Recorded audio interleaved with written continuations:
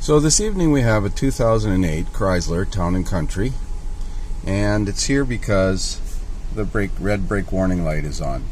Brakes feel fine, parking brake is not on, parking brake is not sticking, and the brake fluid master cylinder is full. Upon scanning this thing, let's see what codes we've got in here.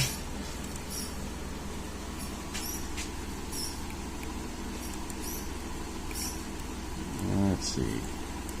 There's a whole bunch of TPMS codes.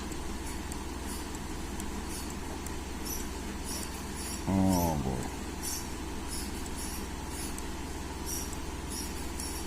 There we go. Brake fluid level circuit high. Active. C1008. Looking at scan data, it says the brake fluid level switch is not connected. Yet it is in fact connected, because that is the brake fluid level switch down there, that little guy right there. And I wiggled the wires to it and it seems fine, so we're going to have a look at the electrical diagram and see how the switch is designed. So the schematic illustrates the brake fluid level sensor as a thermistor,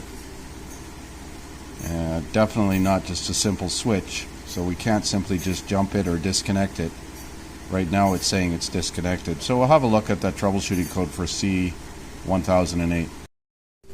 So here's the troubleshooting chart for that C1008. It says it's monitored whenever the ignition is on, and then whenever the totally integrated power module sees a voltage from the fluid level sensor of greater than 4.9 volts.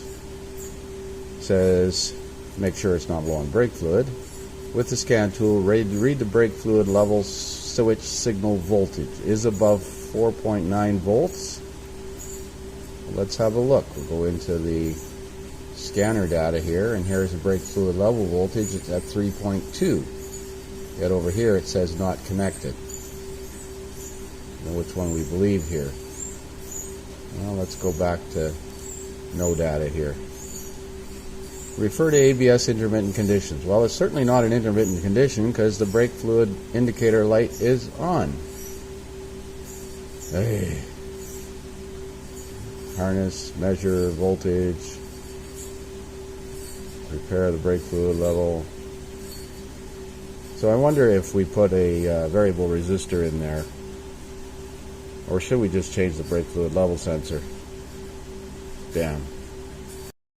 So here's some information and identifics regarding the C1008. It seems pretty popular for it to be the brake fluid level sensor or the connector. I had a look at the connector, it didn't look bad. Here's a case on it. It says using a compatible scan tool, check the voltage of the brake. The data is available and totally integrated. If it's 5 volts, try jumping the dark green wire to the light tan wire, ground wire, and the voltage on the scan tool should drop. If it does, the brake fluid level sensor is bad. If the voltage doesn't drop, first check that there is 10 volts on the dark green orange wire, and check that the light green tan wire has a good ground. So I think we'll do that. So that's the voltage on the dark green orange wire, is 12.6 volts. According to that information, it was supposed to be 10. So the voltage on the ground wire is 0. Oh, I hate when information is vague. So using an instrument panel voltage tester variable resistor, if I dial up about 500 ohms, this is roughly 500 ohms, I can get the brake fluid level sensor voltage to read 1.9 volts and normal. If I short it out or drop the resistance, it'll read low. So I'm going to change the sensor. I don't imagine it's that expensive. Well, it's available from Standard Motor Products. It's about $110 retail, but no stock anywhere. It's available from Napa, Eklund, which is still Standard Motor Products, and that's $135, so it's not all that cheap. I'm going to check with the dealer tomorrow. Sometimes you're pleasantly surprised. We'll see. So now I'm confused. I'm reading this troubleshooting chart, and it says it sets that code if it goes over 4.9 volts. Well, it wasn't over 4.9 volts. But just reading through the steps here, disconnect the brake fluid level switch harness connector with the ignition on, measure the voltage on the B20 brake fluid level signal circuit and the brake fluid level switch harness connector.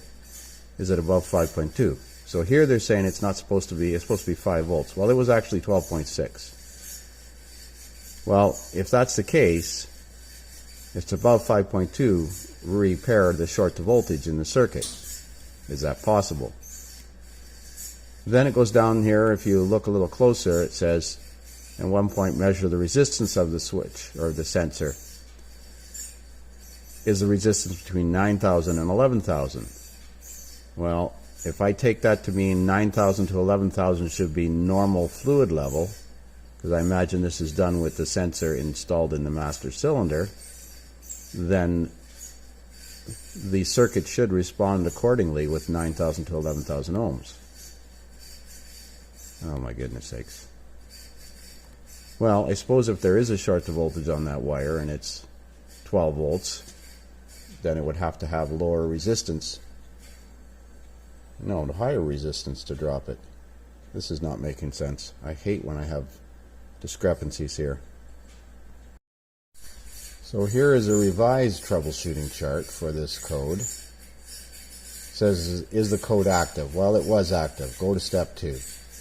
Turn the ignition off, disconnect the brake fluid level sensor harness, disconnect the TIPM C7 harness connector, which means taking the TIPM out, turn the ignition on, and measure the voltage between the ground and the B20 brake fluid level sense circuit. Is there any voltage present? Yes, repair the short to voltage. Are you kidding me? Checking the ground.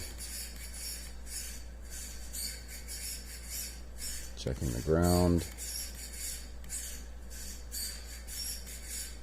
Well, this is not a $20 sensor to just put in there. They don't measure this troubleshooting chart does not measure the value at all, the value of the sensor at all. Oh well, we'll see if the dealer has a sensor tomorrow. Well, with the key on engine off and playing with that resistor, I can make the fluid level indicator read disconnected or not connected, normal or low. It goes to disconnected at about 2.3 volts, and it goes to low at about, let's see, 1.5 volts. And on the variable resistor, that's somewhere between 5,000 and 11,000 ohms. So that's looking like the sensor is definitely defective.